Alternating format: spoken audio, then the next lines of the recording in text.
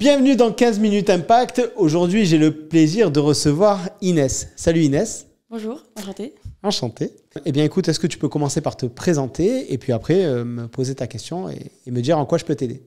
Voilà, je m'appelle Inès, je travaille depuis à peu près un peu plus d'un an pour l'agence Guy Hockey à Versailles. Voilà, je suis négociatrice en vente. Voilà. Très bien. Alors, quelle est ta problématique et comment je peux t'aider à la résoudre? Ma problématique, ça serait de récupérer un mandat auprès d'un vendeur qui a un ami dans l'immobilier et le bien est déjà en vente depuis quelques mois. D'accord. Alors, l'ami, c'est un sujet qui est toujours très rigolo parce qu'on l'a tous vécu. Ce fameux ami qui nous dérange pour récupérer le mandat exclusif. Alors, quand il y a un ami, il faut procéder. Il y a 3 étapes. La première étape, ça va être de faire ce qu'on fait avec tous les autres confrères, c'est-à-dire pointer toutes les carences qu'il existe chez cet ami en question. Pour ça, on va questionner 2 grandes thématiques principales. La première, qu'est-ce qu'il met en termes de moyens? Et la deuxième, c'est comment il se comporte en termes de technique commerciale. On va questionner ces 2 zones-là chez notre prospect vendeur pour pointer toutes les carences de l'ennemi en question. Ça, on doit le faire logiquement avec tous les confrères qui sont présents sur une vente quand on arrive à posteriori. Ça, c'est la première étape. La deuxième étape, ça va être d'amener la discussion sur les sentiments qu'il peut exister entre le vendeur et son ami. Là, il va falloir être assez fin. L'objectif, ça va être de montrer au vendeur que lorsque l'on est ami, on ne peut pas se dire les choses franchement. Ah oui. Ah oui. Et que comme on ne peut pas s'exprimer de manière libre quand on est dans une relation amicale, notamment quand il y a des enjeux financiers, ça va venir entraver la vente et on ne va pas pouvoir vendre, enfin l'ami en question ne pourra pas avoir la franchise, la liberté de parole pour arriver à vendre le bien le plus vite possible, le plus cher possible et dans les meilleures conditions. Donc on va orienter la discussion, on va poser des questions à notre vendeur sur les sentiments qui le lient avec son ami. Et on va mettre en exergue tout ce que ça peut amener comme défaillance dans la relation et dans la vente, dans la conduite de la vente. Ça, c'est le deuxième point. Et la dernière étape qu'on va mettre en perspective dans la tête de notre vendeur, c'est la confiance. En fait, on va expliquer à notre vendeur, à partir du diagnostic de l'étape 1, c'est-à-dire tout ce que va mal faire l'ami en question, on va remettre en question la confiance du vendeur vis-à-vis de son ami par rapport à toutes les carences qu'on a pointées. Typiquement, si le confrère ami ne fait pas 100% de ce qu'il devrait faire correctement, eh bien, on va tout simplement poser la question à notre vendeur. Monsieur le vendeur, aujourd'hui, vous faites confiance à votre ami. Pour autant, votre ami ne met pas tous les moyens en place pour arriver à vendre correctement votre bien. Qu'est-ce que vous en pensez? Et on va tout simplement, comme ça, lancer le doute, mettre le doute dans la tête de notre vendeur. Oui, mais après... Ça le mettrait dans une situation délicate d'expliquer à son ami, l'étape suivante, ça serait quoi parce qu'il me dirait, bon, écoutez, Inès, vous me mettez dans une position délicate, comment je vais expliquer à cet ami que je le démandate, par exemple? Alors, très bonne question. Le préalable à ça, ce qu'il va falloir mettre en perspective entre les 3 premières étapes et là où tu veux en venir toi, c'est vraiment remettre le projet et l'objectif en perspective dans la tête du vendeur. Lui dire, OK, l'amitié, c'est bien, l'efficacité commerciale et la réalisation de votre projet, c'est primordial, ça passe avant. Et en réalité, ça, c'est quelque chose qui est vraiment très important de faire avant de passer à l'étape suivante. Parce que s'il a bien en tête que son projet, qu'il y a un danger pour lui de passer par son ami, parce que l'ami en question n'est pas le plus apte à l'accompagner dans la réalisation de ce projet et qu'il y a potentiellement perte financière, potentiellement difficulté de réalisation du projet, de lui-même, en fait, il va prendre cette décision-là. Finalement, la question, elle ne va pas vraiment se poser quand il aura réellement pris conscience que son but risque d'être non atteint ou mal atteint avec son ami. Ok, oui, donc après, il fera son bout de chemin et puis... Il va faire son choix, en fait, tout naturellement et il va falloir l'accompagner pour le rassurer. Quelque chose qui fonctionne très, très bien, c'est d'expliquer qu'en fait, ce qui compte le plus, c'est de réaliser son projet, c'est sûr, mais c'est aussi de préserver une amitié. Si on arrive à l'amener sur ces 2 terrains-là, généralement, l'ami, c'est plus un souci. D'accord. Et puis, il faut quand même avoir en tête que quand les gens nous disent qu'ils sont amis avec quelqu'un, ami, c'est un bien grand mot. Très certainement, très souvent, c'est pas un ami. C'est une connaissance avec qui il a peut-être partagé 2 apéros, le copain d'un copain. Mais c'est pas forcément un ami intime très proche. Très souvent, 80% du temps, c'est pas un ami très proche, c'est une connaissance, un copain, etc. Donc la question, justement, de se dire, je veux pas lui faire de peine, etc., elle va moins se poser quand même. Voilà, après, si on tombe vraiment sur le meilleur ami, bon, évidemment, c'est compliqué. Mais il faut bien se mettre en tête que c'est impossible qu'un vendeur ait fait appel à nous si c'est son meilleur ami qui vend. Oui. Il y a très peu de chances qu'on se retrouve à cette place-là si c'était réellement son meilleur ami. Ok, bon, merci beaucoup, c'était très clair. J'avais une deuxième question par rapport aux estimations qu'on fait. Voilà, donc avec la conjoncture actuelle, dans quelques mois, c'est vrai que les prix peuvent changer. Quelle attitude, quel discours on doit tenir à nos clients Vis-à-vis de la conjoncture actuelle, c'est ça? En fait, le marché, il tourne pour nous en ce moment. Il tourne pour nous en tant qu'agent IMO. Pourquoi? Parce que le marché étant dans une telle phase d'incertitude que les gens qui ont un vrai projet de vente, aujourd'hui, c'est très facile de les mettre en panique pour leur dire dépêchez-vous, parce qu'on ne sait pas de quoi demain sera fait. Les gens sont toujours très inquiets de l'avenir.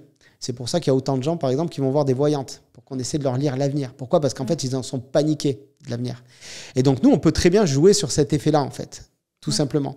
C'est-à-dire que quelqu'un qui dirait « je ne suis pas pressé », la vraie question qu'il faut opposer à cette objection qui est classique en ce moment, c'est dire « ok, vous n'êtes pas pressé, mais est-ce que vous préférez vendre moins cher dans 6 mois ?» Et à combien vous évaluez le potentiel de chance de vendre moins cher dans 6 mois au vu de la conjoncture actuelle et de ce qu'on entend à la télévision? 9 chances sur 10 que tes vendeurs ils reviennent en disant bah oui, vaut mieux qu'on vende maintenant que dans 6 mois parce que finalement on est un peu pressé. Exactement. Ok. Et par rapport, j'avais encore une question. Par rapport à ça m'est souvent arrivé, comme je travaille à Versailles, la plupart de mes clients sont des personnes assez âgées et la concurrence est aussi âgée, du coup, pour le coup. Et donc, du coup, des fois, je me retrouve assez souvent nez à nez avec des clients qui me disent pour être ma petite fille ou ma fille, du coup, non, je préférais quelqu'un qui a de l'expérience. Mais quand ils parlent d'expérience, ils parlent bien forcément, ils s'attendent à avoir Robert qui a 50 ans. Voilà. Donc comment je pourrais répondre à... Alors, c'est marrant que tu me poses cette question parce que moi, j'ai vendu ma première maison, j'avais 18 ans. Donc, l'expérience, le manque d'expérience supposé que tu es en train d'évoquer là, moi, je l'ai vécu, je l'ai connu. Et en fait, je vais te poser une question. Quand les gens ont affaire à un agent immobilier, qu'est-ce qu'ils veulent? Qu'est-ce qu'ils aiment chez un agent immobilier? Qu'est-ce qu'ils recherchent? Oui, le suivi, l'honnêteté et des détails. Quand déjà être disponible pour eux, leur expliquer les choses. La transparence, moi, je dirais. L'important, ce serait la transparence. Ok. Je vais te poser une autre question. Qu'est-ce qu'ils détestent les gens chez les agents immobiliers? Le silence, je pense. Ça serait vraiment le silence. J'ai souvent eu des retours et j'ai récupéré des mandats comme ça de clients, en fait, de vendeurs qui, en fait, changeaient d'agence parce que personne ne les appelait, il n'y avait pas de suivi. Après les visites, ils ne leur disaient pas pourquoi les acquéreurs n'étaient pas intéressés par leurs biens. En fait, c'était le vide complet, quoi. Il y avait pas de son, pas d'image, quoi. Exactement. Dans tout ce que je viens de me citer, que ce soit ce que les gens attendent d'un agent immobilier ou ce qu'ils détestent d'un agent immobilier, à quel moment l'agent intervient? Oui, nulle part. Mais après, c'est comment est-ce que je pourrais les convaincre que... Eh bien, justement, tu as ta réponse. En fait, le paramètre de l'expérience n'intervient jamais par rapport au jugement que les gens ont d'un agent immobilier. Puisque eux, ce qu'ils recherchent, tu l'as dit toi-même, voilà ce qu'ils détestent, voilà ce qu'ils aiment. Et dans aucune de tes réponses est venu le fait de l'âge. Donc ça, c'est quelque chose qu'il faut déjà avoir en tête, de se dire, voilà, si je fais les choses de telle manière ou si je les fais de telle manière, je vais être apprécié ou détesté, peu importe, mais voilà sur quoi les gens vont me juger. D'accord. Et toi, déjà, ça va te permettre d'avoir un certain recul par rapport à la situation. D'accord. Ça, c'est la première des choses. C'est que l'âge n'intervient jamais dans le processus de décision d'un vendeur. Autre paramètre à prendre en compte et autre question qu'on pourrait se poser, c'est quel est l'avantage de la jeunesse? La vivacité. L'énergie. Oui, l'énergie. Ce serait le point principal, je pense. Exactement. La vivacité, l'énergie, exactement. Et il y a un troisième avantage caché qu'il faut mettre en valeur quand on est jeune, et moi j'en ai beaucoup joué, c'est l'appétit. C'est-à-dire que ce qui fait qu'on est vif, qu'on est énergique, c'est qu'on a envie, on a la dalle, on a faim, on a envie de vendre. Et ça, c'est quelque chose qu'il faut expliquer aux vendeurs. Quand il va voir monsieur X machin avec sa petite bedaine et son costard cravate en velours, là, je caricature volontairement, forcément, il n'a pas face à lui quelqu'un qui a déjà vadrouillé, si je puis dire, et qui a peut-être pas forcément envie, un client de plus, un client de moins, ça va rien lui faire. Par contre, pour toi, ce client-là, il faut lui faire comprendre que c'est ta priorité absolue. Okay. J'ai une anecdote qui est rigolote et qui va, j'espère, t'encourager. Au début de ma carrière, j'avais 20 ans, tout pile. J'ai un client qui a visité, j'ai un couple de clients parisiens qui venaient s'installer dans le sud pour leur retraite et qui ont fait le tour des agences immobilières. Et ils sont venus me voir pour un appartement que j'avais à la vente. J'ai fait la visite, j'ai fait la négociation, je leur ai vendu l'appartement. Quand le jour de l'acte authentique, ils sont venus à l'agence et ils m'ont dit, ben voilà, on vous explique, on est allé voir votre concurrent.